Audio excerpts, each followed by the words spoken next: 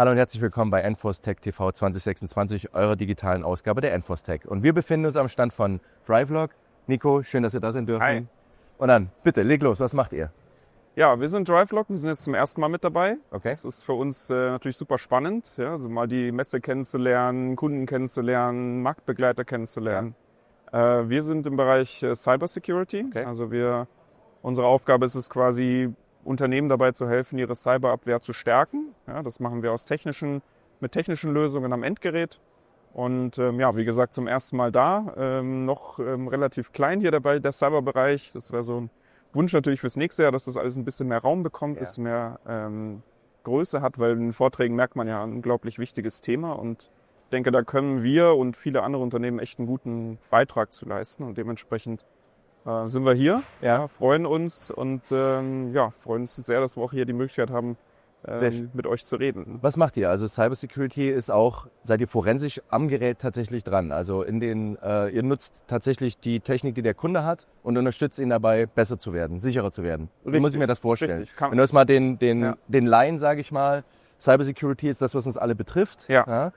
Und ihr macht den Schutz tatsächlich vor jemandem, der von außen eindringen würde? Oder wie muss ich mir das vorstellen? Genau, also wir sind spezialisiert auf den Schutz von Endgeräten. Okay. Ja, also Geräte, die in der Verwaltung sind, die auf dem Feld im Einsatz sind, Laptops, PCs oder vielleicht Steuergeräte in irgendwelchen Produktionsanlagen. Und all diese Geräte muss man natürlich schützen, weil wenn ein Angreifer sich die Möglichkeit hat, darauf zuzugreifen, dann hat er die Chance, Daten abzuziehen, hat die Chance, Betrieb zu stören. Und wir machen das im Wesentlichen eher aus einem präventiven Ansatz. Also uns ist wichtig zu sagen, wo können wir Verteidigungslinien einziehen, die es Angreifern möglichst schwer machen oder sie im Angriff verlangsamen. Und das ist ein sehr, sehr effektiver Weg. Ja, und da haben wir zwei wesentliche Komponenten. Ja. Das eine ist Bereich Geräte. Also welche Geräte kann ich und darf ich denn eigentlich an so ein Endgerät anschließen? Okay. Also wir sprechen da ganz klassisch von dem Datenträger, der angeschlossen wird, weil ich Daten übertragen möchte. Korrekt, korrekt. Also ein Datenträger, eine Tastatur, eine Kamera, ein Smartphone. Also alles, was ich an ein Gerät anschließen will ich kontrollieren. Ja. Ja, ich will eigentlich auch nur das angeschlossen haben, was ich kenne, dem ich vertraue. Ich möchte vielleicht auch nur die Dateien auf externe Datenträger bringen, die potenziell ein niedriges Sicherheitsrisiko haben, die ich kontrollieren kann. Ich möchte es auditieren können. Das ist der eine Bereich aus unserer Sicht sehr wichtig. Ja, welche Geräte habe ich, die ich anschließen kann? Ja. Der zweite Bereich ist der Applikationen. Ja, also auch auf so einem Laptop läuft Software. Ja, da läuft Software, die dort laufen soll. Aber da soll natürlich auch genau diese Software drauf laufen. Ja, da soll jetzt nicht irgendein Skript drauf laufen, das will ich kennen. Das soll irgendein Softwareprogramm, was vielleicht der User heruntergeladen hat, sei es freiwillig oder unfreiwillig durch einen erfolgreichen Phishing-Angriff, weil sich dann irgendwas runterlädt.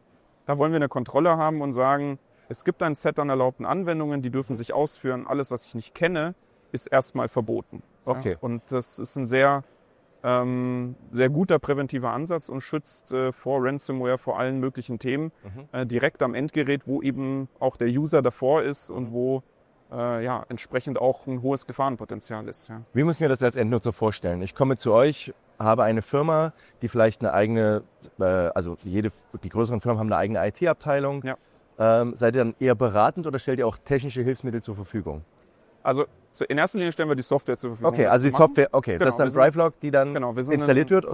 Korrekt. Ja. Wir sind ein Softwarehersteller aus Deutschland und haben natürlich auch Partner, die uns unterstützen, das zu implementieren. Ja.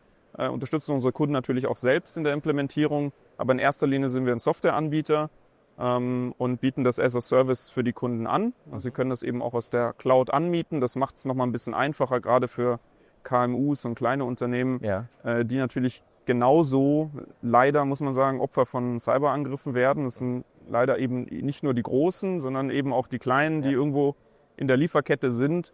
Und damit, da reicht es dann vielleicht, wenn so ein kleines Unternehmen Angriff erlebt und ausfällt, um eine ganze globale Lieferkette zu stören. Dementsprechend ist das schon sehr, sehr wichtig. Ja. Alles klar. Ja. Ich glaube, ein wichtiges Thema.